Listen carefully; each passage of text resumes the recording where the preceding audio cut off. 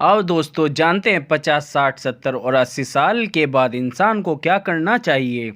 नमस्कार दोस्तों, ज़िंदगी का हर दशक आपके साथ नई चुनौतियां और नई जिम्मेदारियां लेकर आता है। लेकिन जैसे उम्र बढ़ती है इंसान का नज़रिया बदलना चाहिए। तो आइए आज बात करते हैं कि 50, 60, 70 और 80 साल के बाद इंसान को क्या करना चाहिए। 50 साल के बाद दोस्तों 50 साल का पड़ाव बहुत ख़ास होता है। ये उम्र चेतावनी भी है और अवसर भी है। इस समय शरीर धीरे धीरे बदलने लगता है, इसीलिए सबसे पहले सेहत का ध्यान रखिए, खान पान असंतुलित रखिए, एक्सरसाइज करें और नियमित हेल्थ चेकअप कराएं। दूसरा, अब समय है फाइनेंशियल फीलिंग का। सोचें कि आने वाला 20-30 साल आर्थिक रूप से कैसा सुरक्षित रहेगा। और सबसे महत्वपूर्ण, रिश्तों में निवेश करें, परिवार और दोस्तों से जुड़ें ताकि उम्र बढ़ने के साथ अकेलापन ना हो।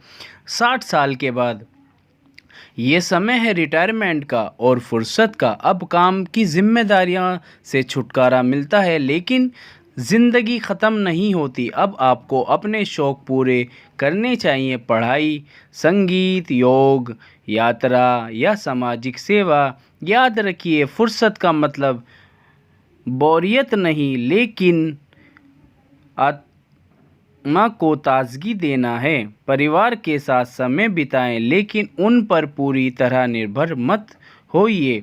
अपने छोटे छोटे काम खुद करने बहुत ज़रूरी है। 60 साल के बाद अब हम जानते हैं 70 साल के बाद अब ये उम्र है अनुभव बांटने की। अपने ज़िंदगी में जो सीखा है वही अगली पीढ़ी के काम आना चाहिए। बच्चों और पोता पोतियों को कहानियाँ सुनाएं और संस्कार दीजिए और उन्हें गाइड कीजिए, लेकिन ध्यान रखें अपनी सोच उन पर थोपिए मत। साथ ही इस उम्र में मानसिक शांति सबसे बड़ी दौलत है। भजन, ध्यान, प्रार्थना और सोच आपको अंदर से मजबूत बनाएगी। याद रखिए, छोटी छोटी शिकायतें छोड़ दीजिए, क्योंकि ये समय शांति से जीने का है। 80 साल के बाद अब जीवन का सबसे सुंदर अध्ययन आता है, संतोष और तृप्ति का। ये उम्र है हर सांस को आशीर्वाद समझाने की। अब दौड़ भाग नहीं, बल्कि सुकून और ध्यान ही सबसे बड़ा सहारा है। इस समय परिवार के साथ समय बिताएं, अपने अनुभव और प्यार उनके दिलों में छोड़ जाएं।